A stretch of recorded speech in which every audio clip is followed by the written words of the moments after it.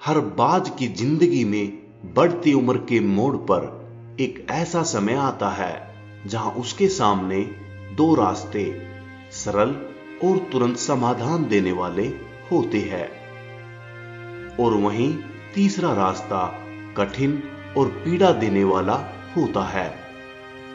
लेकिन बाज पीड़ा चुनता है, और यहीं से शुरू होता है बाज का पुनर्जन्म।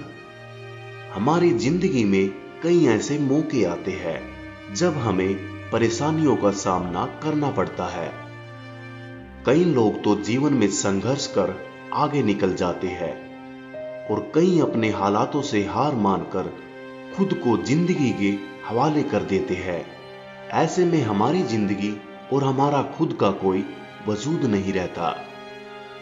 दुनिया उसी को सलाम करती है जो अपने कलाम खुद लिखते हैं। सिर्फ इंसान ही नहीं, कुदरत में हर प्राणी के साथ ऐसा होता है।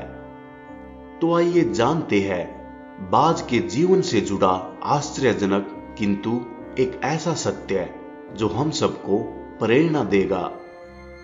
बाज लगभग 70 वर्ष तक जीवित रहता है, परंतु अपने जीवन के 40वें वर्ष में आते आते उसे एक महत्वपूर्ण निर्णय लेना पड़ता है। इस अवस्था में उसके शरीर के तीनों प्रमुख अंग बेअसर होने लगते हैं।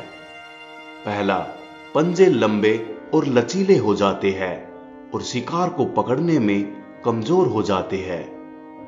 दूसरा, चोंच आगे की तरफ मुड़ जाती है और भोजन निगलने में मुश्किलें पैदा होने लगती है। तीसरा, पंख भरी हो जाती है और सीने से चिपकने के कारण पूरे खुल नहीं पाते और उड़ानें सीमित कर देते हैं। भोजन ढूंढना, भोजन पकड़ना और भोजन खाना, तीनों प्रक्रियाएं अपनी धार खोने लगती है। उसके पास 3 ही रास्ते बचते हैं। या तो वो अपना शरीर छोड़ दे, या अपनी प्रवृत्ति छोड़ गिद्ध की तरह त्यागे हुए भोजन पर निर्भर हो जाए, या फिर स्वयं को फिर से स्थापित करे। आकाश में साफ तौर से जाहिर बादशाह के रूप में जहां पहले 2 रास्ते सरल और तुरंत समाधान देने वाले हैं, वहीं तीसरा रास्ता अत्यंत पीड़ादायक और लंबा है। बाज पीड़ा चुनता है और स्वयं को फिर से स्थापित करता है। वह किसी ऊंचे पहाड़ पर जाता है, एकांत में अपना घोंसला बनाकर तब शुरू करता है पूरी प्रक्रिया। सबसे पहले वह अपनी चोंच को चट्टान पर मार मार कर तोड़ देता है। अपनी चोंच से अधिक पीड़ादायक पक्षी राज के लिए कुछ भी नहीं है। अब वह इंतजार करता है चोंच के फिर से उग आने की, और उसके बाद वह अपने पंजे भी इसी प्रकार तोड़ देता है और इंतजार करता है पंजों का फिर से उगाने का। नई चोंच और पंजे आने के बाद वह अपनी भरी पंखों को एक एक कर नोच कर निकाल देता है और प्रतीक्षा करता है पंखों के पुनः उगाने का। 150 दिन की पीड़ा और इंतजार, और तब उसे मिलती है एक भव्य और ऊंची उड़ान। इस पुनर्स्थापना के बाद वह ऊर्जा, सम्मान और गरिमा के साथ 30 साल और जीता है। आपने कई बार ये सुना होगा, भगवान भी उसी की मदद करते हैं जो अपनी मदद खुद करता है। आज आपको इसकी मिसाल मिल गई होगी। जैसे बाज संघर्ष करता है 150 दिन तक, और भगवान उसका संघर्ष बेकार नहीं जाने देते। उसको नई जिंदगी देकर कुदरत हमें सिखाने बैठी है। जैसे पंजे पकड़ के प्रतीक है, चोंच सक्रियता की, और पंख कल्पना को स्थापित करते हैं। इच्छा हालातों पर काबू रखने की, सक्रियता स्वयं के अस्तित्व की गरिमा बनाए रखने की, कल्पना जीवन में कुछ नयापन बनाए रखने की।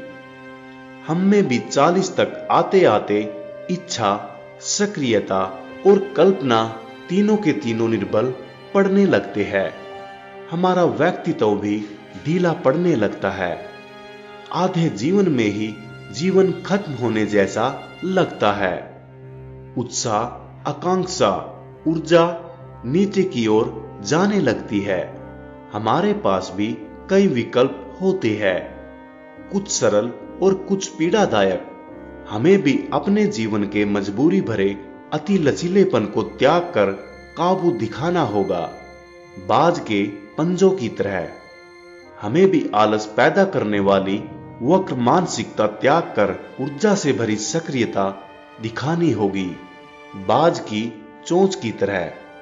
हमें भी भूतकाल में जकड़े अस्तित्व के भारीपन को त्याग कर कल्पना की आजाद उड़ान भरनी होगी, बाज के पंखों की तरह। 150 दिन ना सही 1 महीना ही बिताया जाए स्वयं को दोबारा स्थापित करने में। जो शरीर और मन से चिपका हुआ है उसे तोड़ने और नोचने में पीड़ा तो होगी ही, बाज तब उड़ाने भरने को तैयार होंगे। इस बार उड़ाने और ऊंची होगी, अनुभवी होगी और अनंत की ओर जाएगी। जीत तक जंग जारी रहेगी। प्रिय साथियों, अगर आपने हमारे इस YouTube चैनल को सब्सक्राइब नहीं किया है तो कृपया करके हमारे इस चैनल को सब्सक्राइब कर लीजिए। वीडियो को लाइक और शेयर कीजिए और कमेंट बॉक्स में अपना सुझाव देना न भूलें। इससे हमें आपके लिए और अच्छी वीडियो बनाने की प्रेरणा मिलती है। Good luck. जय हिंद।